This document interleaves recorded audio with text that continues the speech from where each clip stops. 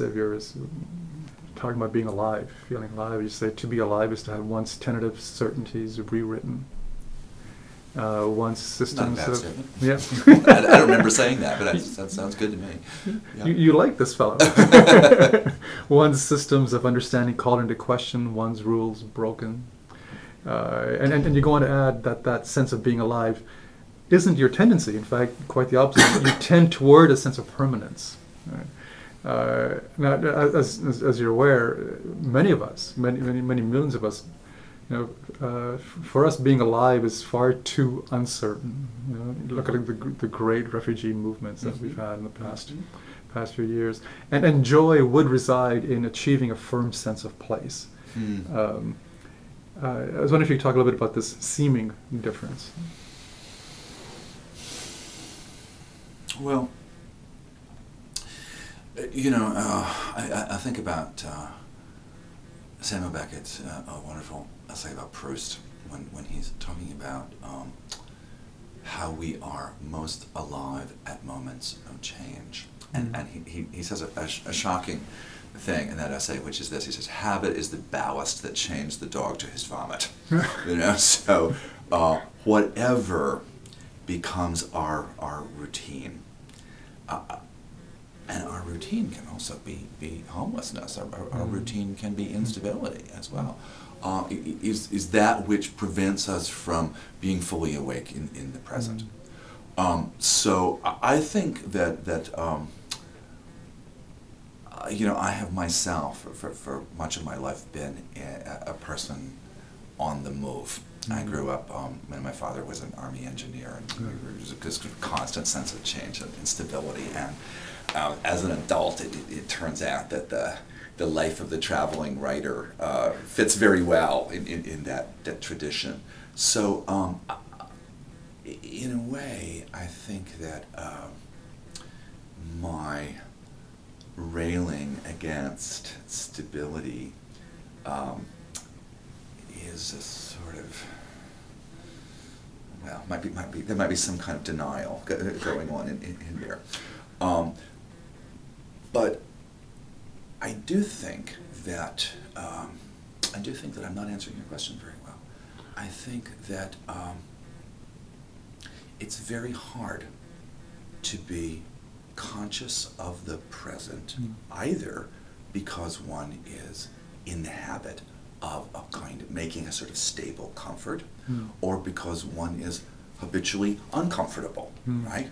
And so how to wake up to this moment seems to me the thing that art asks us to do again and again, both as practitioners and as participants in the art of other people. What got me thinking about this question was this stereotype that we have of the kind of art that you find amongst people who are displaced, and that's an art that is either celebratory or laments what's gone, and you don't as often get art in those circumstances that asks people to fully wake up to their surroundings, because the desire there is to find a way to feel whole again in these moments of fragmentation, and somehow transcend that circumstance. And then the other stereotype being that middle class bourgeois art that speaks of the joys of fragmentation, the joy of uncertainty, is directed toward those people who have all the comforts, the material comforts, and that's deadened them to aspects of themselves. And so I'm not sure how to bridge those two, if those are different artistic practices for different circumstances. Well, or that the ways in which one needs to awaken may be quite different in different circumstances. So I'm thinking about the wonderful Palestinian poet Taha Muhammad Ali, and the way that those poems, for instance, there's a beautiful poem of his called Revenge, which is a poem in which he's imagining the circumstances in which he might be able to strike back at the soldier who killed his father 60 years before the poem was written. And in each circumstance he imagines, he's not quite able to do it because he winds up sort of humanizing this guy who has so profoundly wronged him and his family. So that there's a way in which that poem is asking its reader, whoever that reader in the world might turn out to be, to acknowledge the possibility of empathy.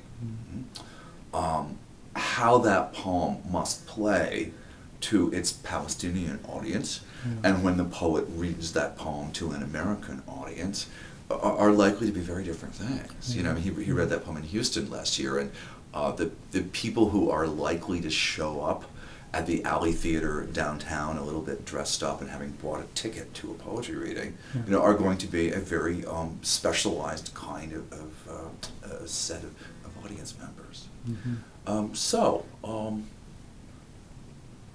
I would hope, similarly, that the poem in which I'm trying to push against whatever flattens my own perception, you know, and keeps me from being entirely emotionally alert in the now, might also speak to different audiences in different ways, you know, that it might register in some way, some quality of the human might register despite differences in circumstances. Yeah, it takes us back, I suppose, to one of your earlier comments that you really can't control what the reader is going to take from your work. Right, and so I'm also thinking about the way that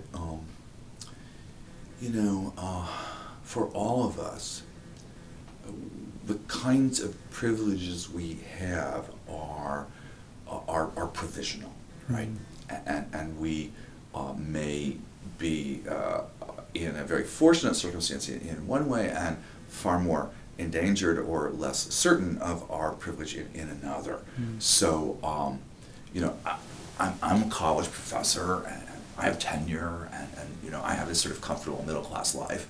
You know, but I'm also a gay man who can't necessarily, you know, get health insurance, or may not be safe on the street in many neighborhoods, including my own. You know, we move all the time in and out of positions of safety and danger, stability and instability, and so maybe that's a way in which, to one degree or another, everyone is both at home and displaced.